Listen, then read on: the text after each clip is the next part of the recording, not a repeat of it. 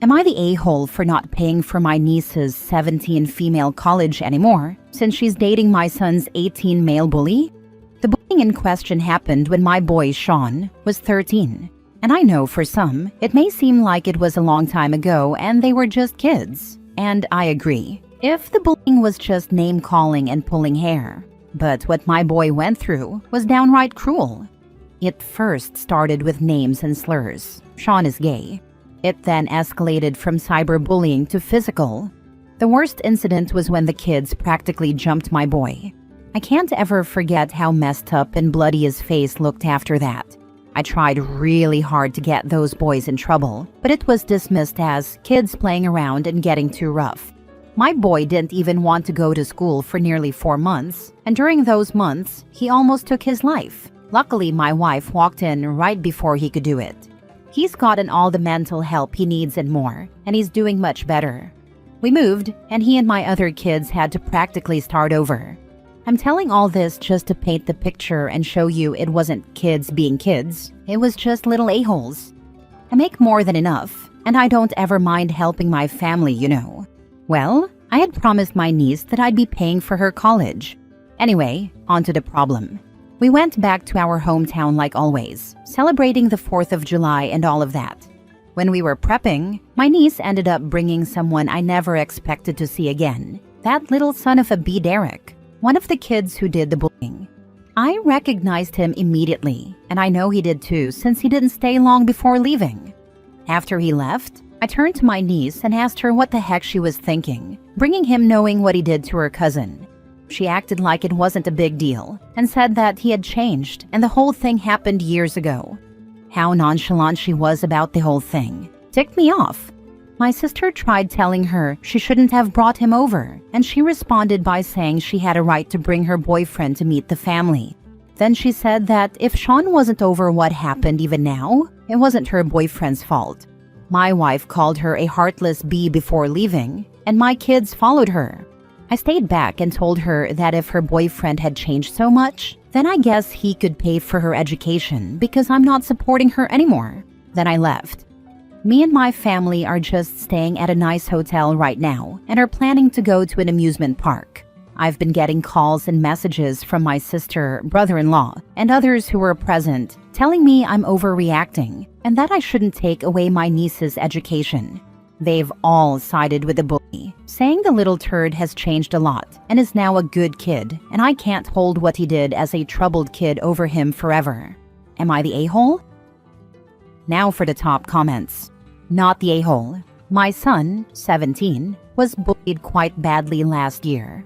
He has autism and a language disorder, and he's a pretty quiet and shy kid, but kids with autism are often targeted.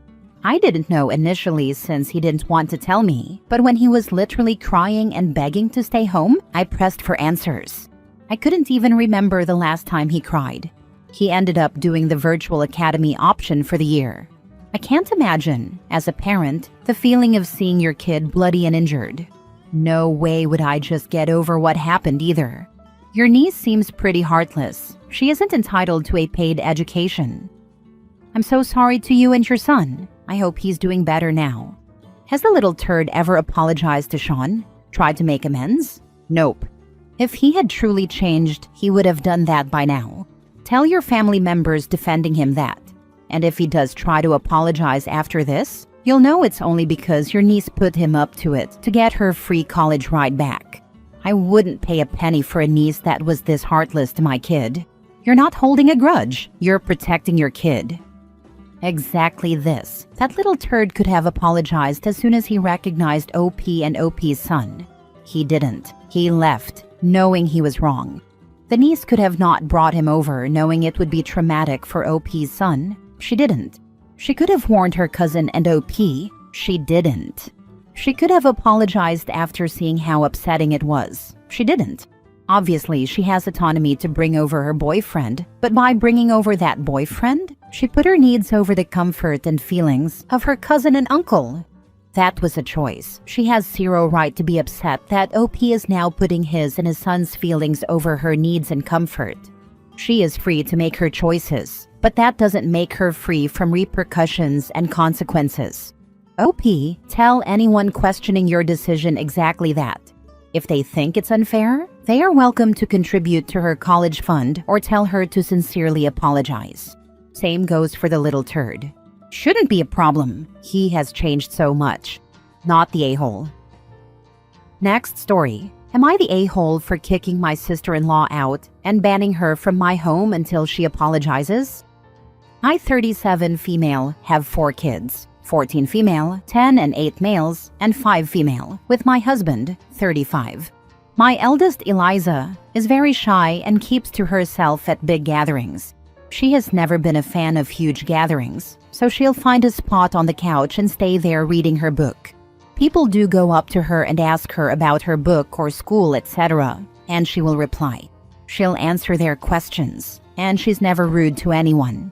She's a good kid, and both sides of the family love her and understand why she likes her space.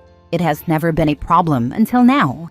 Yesterday, my husband invited his mom, dad, and sister, along with her husband and their twins, 13 females, and a few work buddies and their partners to join us for dinner. Eliza wasn't having a good day and asked if she could just stay in her room because today just wasn't a good day for her. Both my husband and I agreed that she could stay in her room that night, but if she needed to talk, she should just come to us. She thanked us before going up to her room.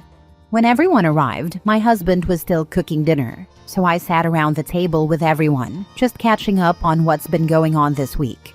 My sister-in-law asked where Eliza was, and I told her that she was in her room, because today hadn't been a good day for her.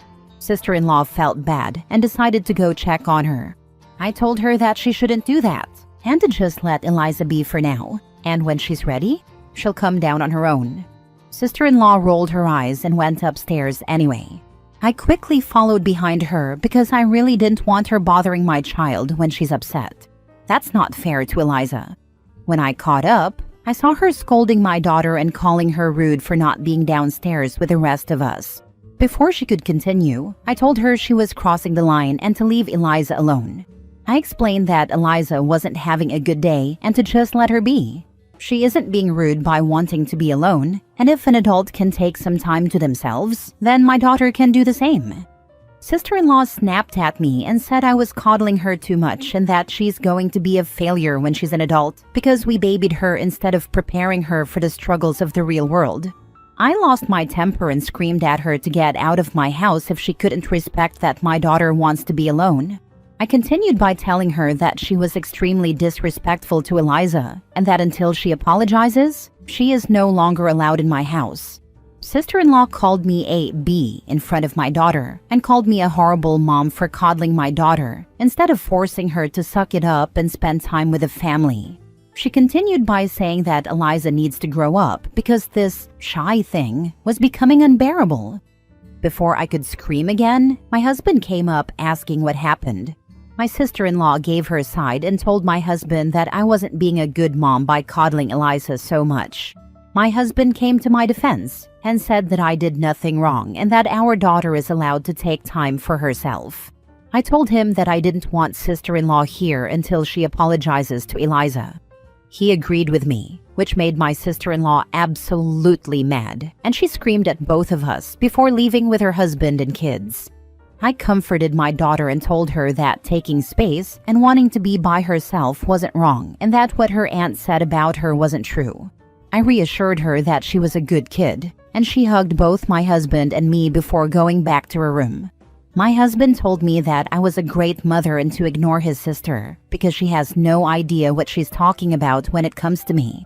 I've been getting a few calls and texts from other family members telling me I was wrong for reacting the way I did and that I took it too far when I kicked sister-in-law out. So I'm wondering, was I wrong in banning her until she apologizes to my daughter? Not the a-hole. You protected and defended your child. You should be proud of yourself and your husband for putting Eliza and each other first. Not the a-hole. In fact, you and your husband are rock star level parents. Sister-in-laws should learn not to cross Mama Bear and not to be such a mean a-hole, especially to a 14-year-old. Not the a-hole. I was a lot like your daughter as a child. I wish I had a mother like you growing up. Yes, you don't want to coddle your child, But there is absolutely no excuse for an aunt going upstairs and yelling at her teenage niece for being rude in her own house. Absolutely stand your ground until she apologizes to your daughter. It doesn't matter if someone is different. Everyone deserves respect. And you're teaching this lesson to your kids by not letting her back until she does. The sister-in-law is nothing but a bully and should not only apologize to her niece, but to OP for being a rude guest and calling her a B. Next story. Am I the a-hole for telling my brother-in-law to stop picking on my kids, or he's not coming on vacation? I have 3 kids. Rob, 16 male, Lisa, 14 female, and Anne, 9 female. Lisa is autistic, and her special interest is Taylor Swift. Rob and Anne go along with it and indulge her. They're good kids who care about and support each other. And yes, Rob and Anne get attention and support for their interests too. My brother-in-law Hector's entire personality is trying to rile people. You know, the whole it's just a joke bro type. Super childish, but whatever. He's family. Except my husband is out of the country, so I guess Hector thinks he gets to do whatever he wants. A few weeks ago, he started needling Lisa by making fun of Taylor Swift, using lots of childish name-calling, intentionally using the wrong term for fans, and stuff like that. Just really immature kid stuff. Lisa knows that not everyone likes Taylor Swift. One of her best friends hates her. She's not unable to hear different opinions. She has her own opinions that I'm sure she'd love to share with you all if you had 4 hours to spare. He would say, well, Swiffers did XYZ. And she would say, Uncle Hector, it's Swifties. And he would say it again to needle her. Rob was in the room. I was not. Rob said to him, why do you keep using the wrong word? She told you the right one. Hector said he could say whatever he wants and to cry about it. Rob said, it just seems like you're going out of your way to upset Lisa. Then Rob asked Lisa to finish what she was talking about and told her to ignore Hector. That's when I came into the room and Hector waved at the kids and said, Roberta's getting real mad that someone's joking about mother. I wasn't in the room, so I didn't hear the comment about me, and Rob said I wouldn't get it. Before I could say anything, Rob said, bro, did you really just call me a girl's name? Are you 12? I put my hands up and said, okay, enough. Hector, stop. He said I'm raising soft kids who can't take a joke. I said he's being so effing rude, and that he wouldn't be acting like this if my husband were home.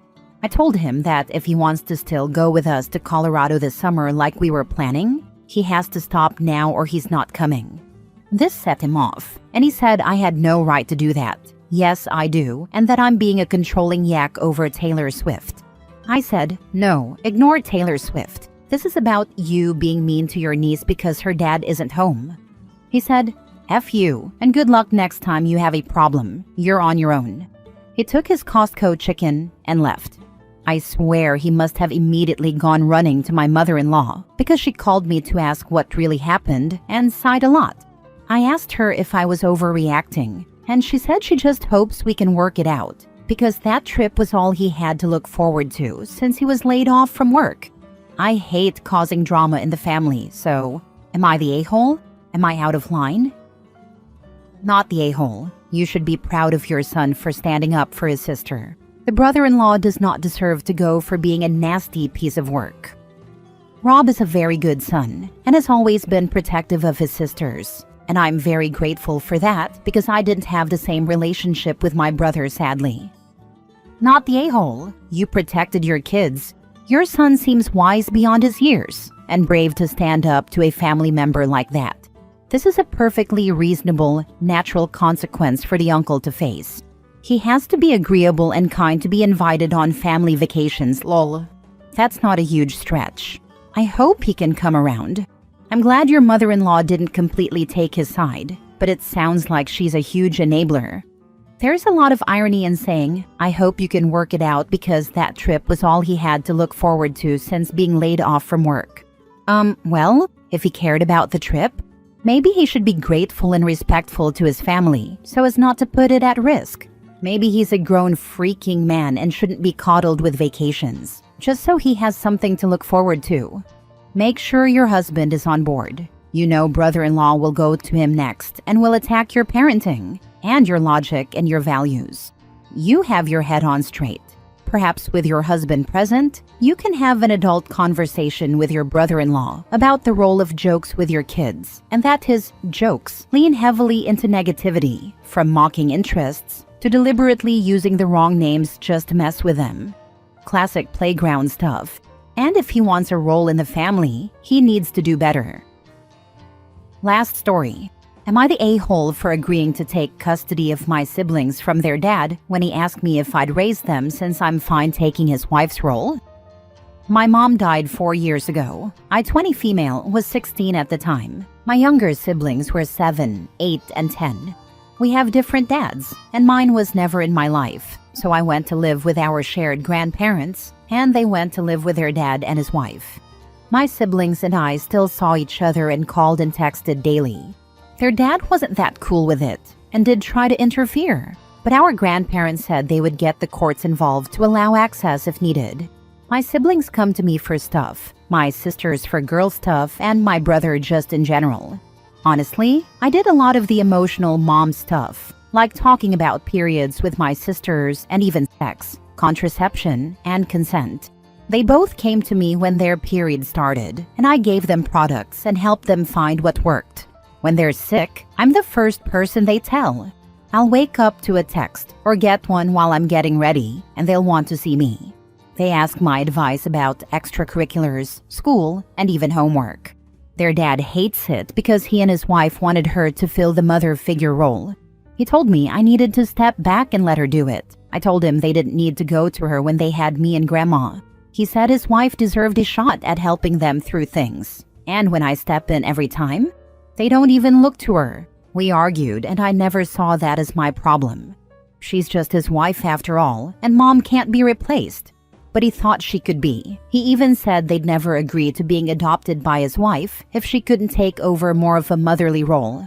I asked him why he'd think I'd want that, and I told him I knew he'd try to use that to cut the rest of us out of their lives. He didn't deny it. He actually said nobody is irreplaceable, and if I loved my siblings, I'd want them to have a new mom. My siblings have complained endlessly to me and to different family members about their dad's wife, and how she and their dad try to act like she's their new mom, how they don't like that, or how they're not allowed to talk about mom or anything that reminds them they already have one. Apparently, their dad and his wife have a special hatred for me, and it's not hidden in their house. Their dad confronted me on all this stuff again, and asked if I wasn't going to let his wife be their new mom. Was I going to take over raising them? I said yes, I'd take custody of them, and my grandparents and I would be happy to have them with us. I told him they are my family after all, and I would do everything I could to give them a good life. He didn't expect my answer and got more irritated. He asked if I was serious, and I said yeah. I told him I had even looked into it, just in case any of them asked me to fight for them, and that I had made sure I'd be secure enough to make it work. He went off on me, and I just walked away because I didn't see why I needed to let him scream in my face.